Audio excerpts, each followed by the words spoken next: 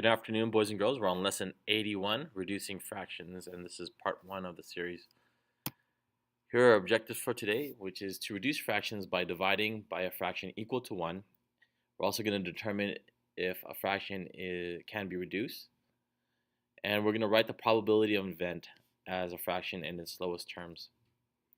So here's the math joke for today. What does MATH stand for? And really, MATH stands for mental abuse to humans. Here's our math vocab for today. Lowest terms, which is a fraction, is in its lowest terms if it cannot be reduced. Here's an example. 2/4 in its lowest terms would be 1/2. All right. Reduce means to rewrite a fraction in its lowest terms. Simplest form is to form a fraction when it is reduced to its lowest terms. And a term is basically a number that serves as a numerator or a denominator of a fraction. So here's a new concept. In lesson 79, you guys learned how to multiply a fraction by 1 to change the actual numbers in the fraction. For example, 1/2, we times that by 3/3, and we end up getting 3/6 by multiplying 1 times 3 equals 6, and then 2 times 3, 1 times 3 equals 3, and then 2 times 3 equals 6. And that's what we learned in lesson 79. Now, in lesson 81, what we're going to do is we're going to take that same 3/6 and we're going to divide it by 1. Okay, we divide anything by 1, it's still the same number, right? And what we have here is when we divide by 1, is 3 divided by 3 equals 1, and then 6 divided by 3 equals 2. Sorry, that's a little misprint there. All right, so that's what we're going to be doing today, is dividing by the number 1. Here's example number 1. We're going to reduce the fraction 6/8 by dividing both by the numerator and the denominator by 2. And so what we're going to do is we're going to divide 6 divided by 2, and then we get 3, and 8 divided by 2, that equals 4. So 3/4 is just another form of 6/8. And so what we're going to do is, I have here this model for you. As you can see, the shaded parts of the circle are still the same, and we have the same amount shaded.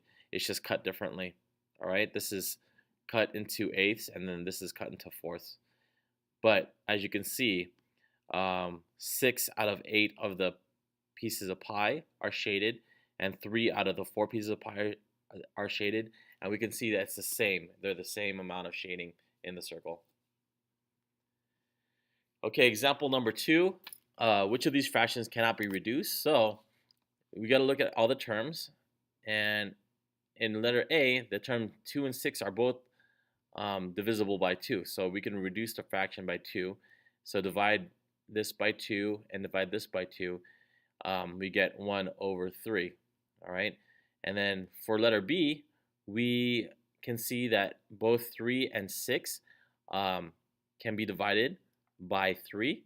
And what it is, it's 1/2. Okay, so 3 divided by 3 equals 1, 6 divided by 3 equals 2.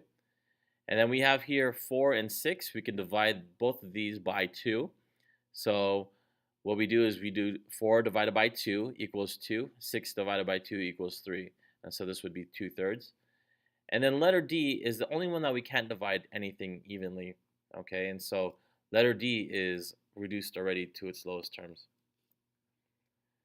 In example number 3, we want to add 1/8 plus 5/8 and then reduce the answer. So what we get is 6/8, and we know that 6/8 is both divisible by 2. So what we're going to do is we're going to divide by 2 and divide by 2, and we get 3/4. And you can see how they do that here with the manipulatives, is that we're adding 1/8 to the 5/8 pieces, and we have 3/4 of the pie. All right. In example number 4, Caroline has a box of beads that are the same size and shape but are different colors. The box has 4 red beads and 6 yellow beads and 20 blue beads.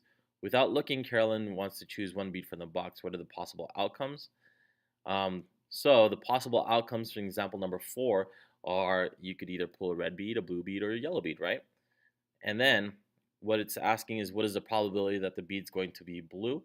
So what you're going to do is you're going to add all the colors together, which is 30, and then take out the blue beads because that's what we're looking for is blue, and that'll be our numerator. So it's going to be 20 over 30.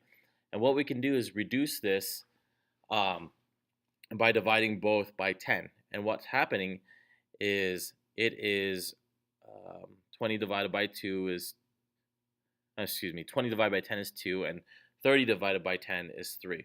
All right, and so what we get is 2/3.